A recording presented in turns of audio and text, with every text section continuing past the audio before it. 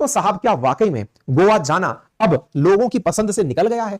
नवंबर 2024 की ये सुर्खियां बहुत भारी हुई। लोगों ने बार बार खोज खोज कर निकाला कि गोवा का जो टूरिज्म है वो डिक्लाइन कर रहा है। डोमेस्टिक टूरिस्ट तो जा रहा है लेकिन विदेशी टूरिस्ट नहीं जा रहा है। कारण क्या है, उन तक पहुंचते हैं। तो हम एक एक करके इन कारणों पर खोजने पहुंचते हैं। सबसे बड़ा जो कारण है वो जो यहां पर निकल कर आता है वो है यहां का होटल ट्रांसपोर्ट तुलनात्मक रूप से उन देशों के जहां ऐसे ही खूबसूरत बीचेस हैं, ऐसा ही क्लाइमेट है और इस तरह की ही व्यवस्थाएं हैं, उनकी तुलना में महंगा है। इनकी तुलना में महंगा है। ये जो प्राइसेस आप जब नेट पर जाकर सर्च करेंगे, होटल प्राइसेस 11,999 या टाइप की जितनी भी प्राइसेस हैं, आप इंटरनेशनल ट्रिप्स पर भी जाएंगे, उनसे सस्ते प्राइसेस में आपको 4 स्टार 5 स्टार प्रॉपर्टीज मिल जाएंगी। दूसरा जो बड़ा कारण है वहां के कैब सर्विसेज का कारण निकल कर आ रहा है। कहा जा रहा है कि वहां के लोकल लोग यात्रियों के साथ बदतमीजी करते हैं। यह बात कहीं पर भी हो सकती है, ताली एक हाथ से नहीं बजती है। हो सकता है कि हम वहां जाकर कियोस्क क्रिएट करते हो, उनके अकॉर्डिंग ना रहते हो, लेकिन फिर भी एक स्टेट या एक देश जो टूरिज्म आधारित इकोनॉमी चला रहा है, उसे टूरिस्ट के लिए बहुत ज्यादा प्रयास करने होते हैं। ऐसे में अगर टूरिज्म के लिए इस तरह के चैलेंजेस मिले कि किसी यात्री को उतारकर उसे दूसरी टैक्सी में बैठने के लिए मजबूर किया जाए, तो वो याद जो लेकर जाएगा वो अच्छी तो नहीं होगी।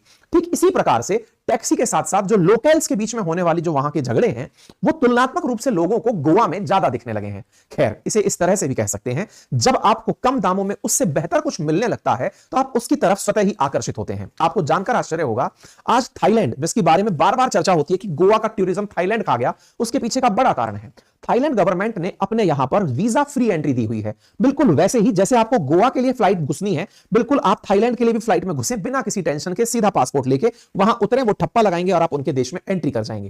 प्लस उनसे ज्यादा खुलापन, जिस गोवा में खुलापन के लिए आप एंट्री कर रहे हैं, उससे ज्यादा खुलापन वो लोग अपने यहां पर सस्ती सर्विसेज में दे रहे हैं। जिस चीज के लिए लोग यहां पर मनोरंजन के लिए जा रहे हैं, वो उसे और लीगल तरीके से उपलब्ध करा रहे हैं।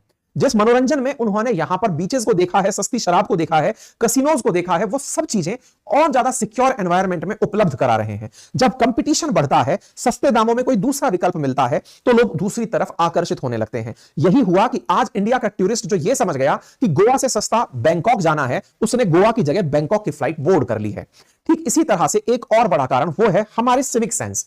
हम सभी भारतीय अतिथि देवो भव तो बोलते हैं, लेकिन अतिथि के साथ सम्मान के नाम पर जो फुहड़ता करते हैं, वो वैसे ही शर्मसार करने जैसी होती है।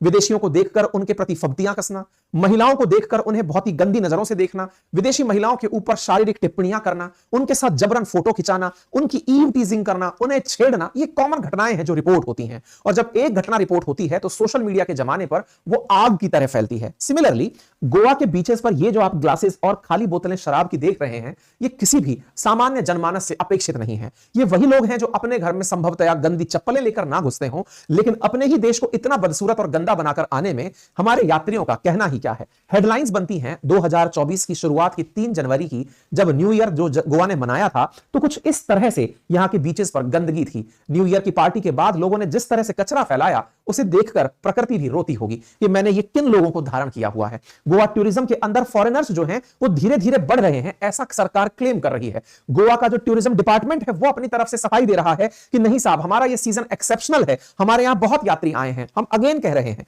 कि गोवा में डोमेस्टिक टूरिज्म बढ़ा है, उसने विदेशियों के आने को काउंटर कर लिया है, लेकिन एज एन कंट्री विदेशियों का आना हमारे लिए बहुत ज्यादा जरूरी है।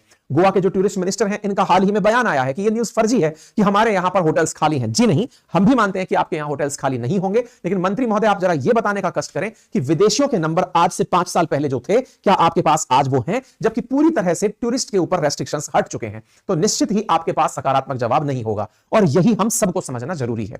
संभवतः आज के इस सेशन से आप बहुत कुछ समझ गए हो। अंततोगत्वा गोवा की जो इमेज फिल्म इंडस्ट्री ने बनाई वो बहुत ही नकारात्मक है। गोवा का मतलब ही ये माना जा रहा है कि गोवा के अंदर ड्रग्स है, गोवा के अंदर अश्लीलता है। लेकिन जैसा मैंने सेशन की शुरुआत में कहा कि मैं गोवा अपने अब तक के जीवन काल में लगभग 6 महीने बिता चुका हूं। मैं पर्सनली गोवा को एंडोर्स करता हूं। इतना खूबसूरत जगह, इतनी खूबसूरत सड़कें, इतना खूबसूरत नेचर, इतनी खूबसूरत बीचेस, और जिसके लिए कहा जाता है कि वहां ड्रग्स की बातें होती होंगी, जो फिल्म में दिखाया जाता है, फिल्मों में दिखाया जाता है कि गोवा का मतलब वहां की नाइट लाइफ होती होगी। जी नहीं, आप अगर वहां की प्रकृति को जाकर के एंजॉय करें तो आप निश्चित ही ये पाएंगे कि जितनी खूबसूरत प्रकृति ने गोवा की कल्पना रचना की है, वो संभवतया उत्तर भारत में कहीं और जगह नहीं है। मैं ऐसा क्यों बोल रहा हूं? क्योंकि प्रकृति का जो सामंजस्य पानी के साथ, टेंपरेचर के साथ वहां है, वो देखते ही बनता है। तो अगर आप भी वहां जाना चाहते हैं, निश्चित जाएं। मुझे गोवा टूरिज्म डिपार्टमेंट की तरफ से ऐसा बोलने का कोई धन लाभ नहीं दिया गया है। ये मेरी अपनी फीलिंग्स हैं जो मैं अपने देशवासियों के साथ साझा कर रहा हूं। तो इसी के साथ आज के सेशन के लिए इतना ही।